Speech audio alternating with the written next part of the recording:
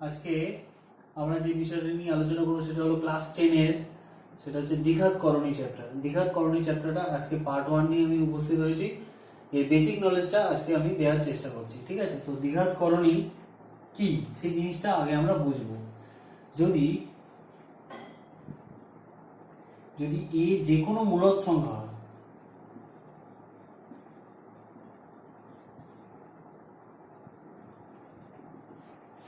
অবশ্যই সেটা যেন পূর্ণবর্গ না হয়, পূর্ণবর্গ নয় এমন, তবে প্লাস মাইনাস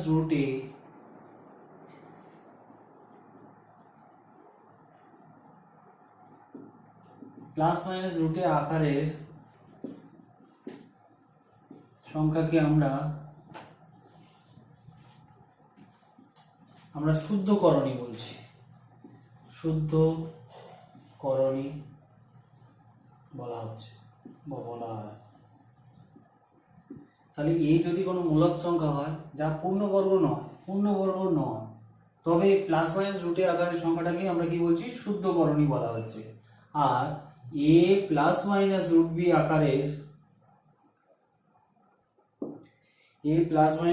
আকারের সংখ্যাটাকে কি বলা হচ্ছে?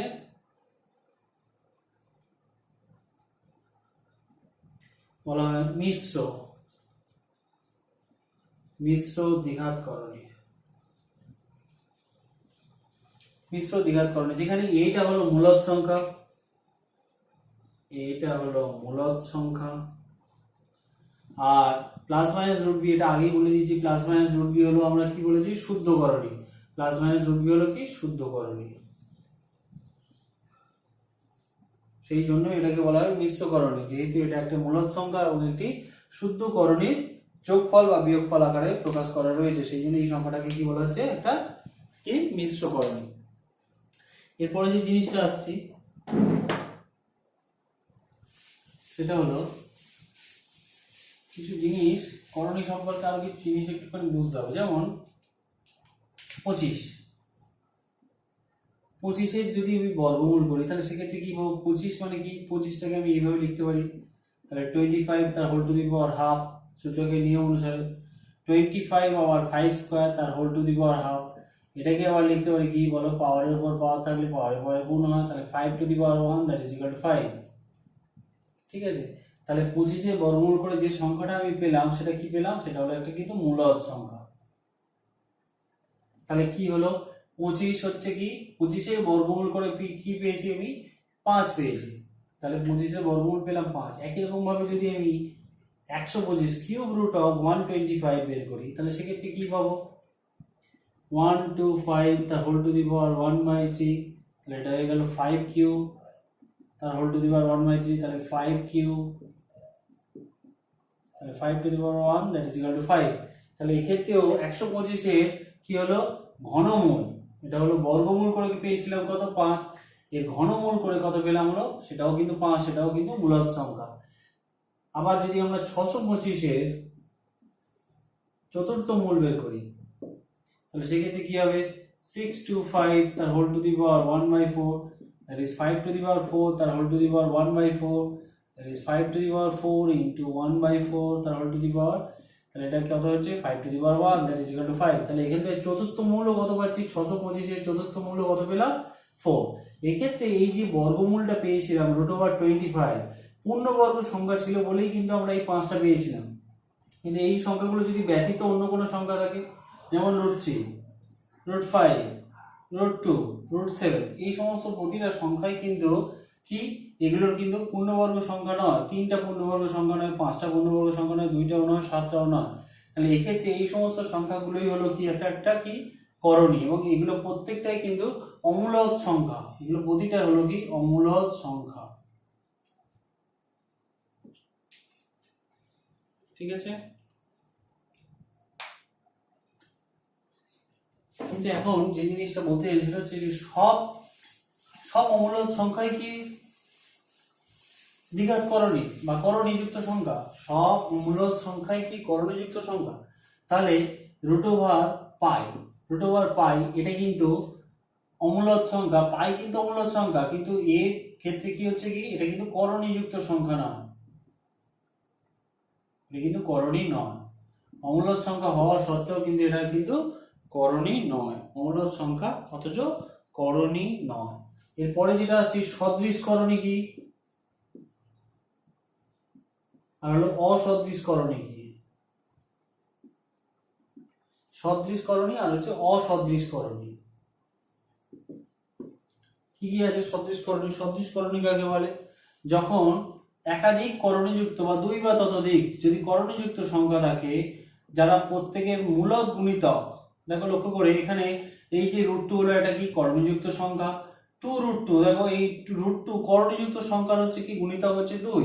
আবার যদি বলি 5√2 তাহলে প্রতিটা করণীযুক্ত সংখ্যার হচ্ছে কি কি মূলদ গুণিতক রয়েছে, তাহলে সেক্ষেত্রে এগুলো প্রত্যেকটা কিন্তু কি হয়ে যাবে সদৃশ করণী, যেহেতু এই প্রত্যেকে করণীযুক্ত সংখ্যার হচ্ছে কি মূলদ গুণিতক, সেই জন্য এরা কি হলো সদৃশ করণী। কিন্তু অসদৃশ করণী কি? যে সকল করণীযুক্ত সংখ্যাগুলোর মধ্যে কোনো মিল নেই, যেমন √3 √5 √7 এরা প্রত্যেকটা আলাদা আলাদা করণীযুক্ত সংখ্যা, সেই জন্য এরা কি হচ্ছে অসদৃশ করণী, যেহেতু এদের মধ্যে কোনো মিল নেই। তাহলে সদৃশ করণী গেল, অসদৃশ করণী গেল। যোগফল বিয়োগফলে যদি আসে, সদৃশ করণী যোগ করলে কি হয়, অসদৃশ করণী যোগ করলে কি হয়, যোগফল এবং হচ্ছে বিয়োগফল। যদি যোগফল বলি কি করে যাবে, 2√3 প্লাস 7√3 মাইনাস 2√7 প্লাস √3।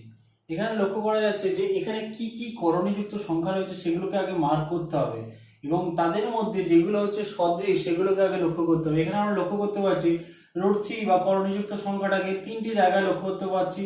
তাহলে সেক্ষেত্রে আমরা কি করব, যেহেতু এদের করণীযুক্ত সংখ্যাগুলো একই, সেই জন্য কি করব এই সদৃশ করণীগুলোর মধ্যে যোগফল বা বিয়োগফল করা যাবে।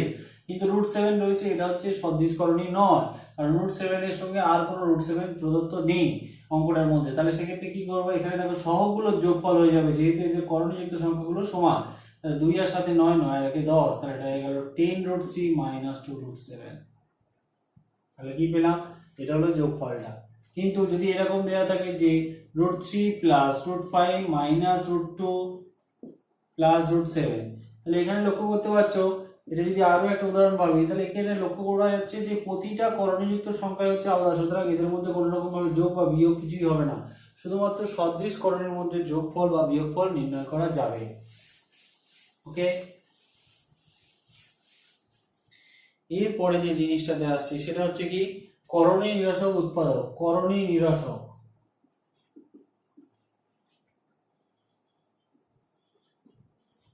করণী নিরসক কি, যে কোনো করণী সেটা হচ্ছে শুদ্ধ হোক, শুদ্ধ বা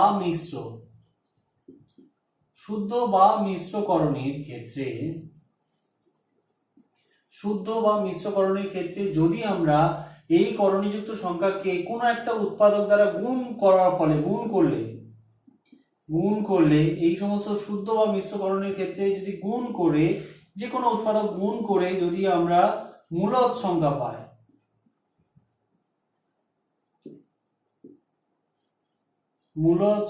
পাই, তবেই কি হবে, যে উৎপাদকটা দ্বারা গুণ করছে সেটাই হচ্ছে তার করণী নিরসক উৎপাদক, তবেই উহাকে করণী নিরসক বলা হবে। ঠিক আছে, করণীটাকে তাড়িয়ে দিতে হবে, সোজা কথা। কিভাবে করব দেখা যাক, যেমন ধরে যাক যে √2 কে কত দ্বারা গুণ করলে আমার এই করণীটাকে তাড়িয়ে দেওয়া যাবে। আমি √2 কে যদি √2 দ্বারা গুণ করি তাহলে দেখা যাচ্ছে কত, 2 × 2 এর মধ্যে হলো তাহলে 2, দেখা যাচ্ছে যে এর কিন্তু করণীটা থাকছে না, সুতরাং এর করণী নিরসক উৎপাদকটা কত হলো √2। আবার এই একই রকম ভাবে √2 কে যদি আমি 5√2 দ্বারাও গুণ করি তাহলে সেক্ষেত্রে কত হবে, 5 × 2 বা 2 × 2 that is equal to 5 × 2 that is equal to 10। এটাও কিন্তু মূলদ পাচ্ছি, এটাও পেয়েছিলাম কত মূলদ। তাহলে এক্ষেত্রেও দেখা যাচ্ছে কি যে যদি রুটে একটি শুদ্ধ করণী হয় তবে কি হবে, রুটে অথবা কে রুটে হলো ওয়ার করণী নিরসক উৎপাদক। বোঝা যাচ্ছে? যেমন এই অঙ্কটার ক্ষেত্রে আমরা যেটা দেখলাম সেটা হচ্ছে কি √2 কে যদি আমরা √2 দ্বারা গুণ করি সেক্ষেত্রে আমি যে পাচ্ছি 2 সংখ্যাটা সেটা কিন্তু মূলক। আবার √2 কে যদি 5√2 দ্বারাও যদি গুণ করি তাহলে এক্ষেত্রেও পাচ্ছি কত 5 × 2 দ্যাট ইজ ইকুয়াল টু 10, সেটাও কিন্তু মূলক সংখ্যা। তাহলে এক্ষেত্রে যদি আমরা কি জেনারেলাইজ করছি এখান থেকে যে যদি √a একটি শুদ্ধ করণী হয় তাহলে সেক্ষেত্রে এই √a এর √a অথবা k√a টা হবে ওর কি করণী নিরসক উৎপাদক।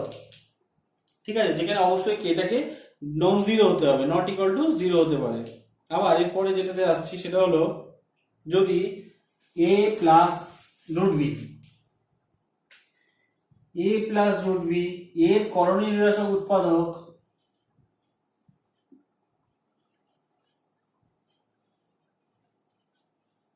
উৎপাদক হলো a মাইনাস √b অথবা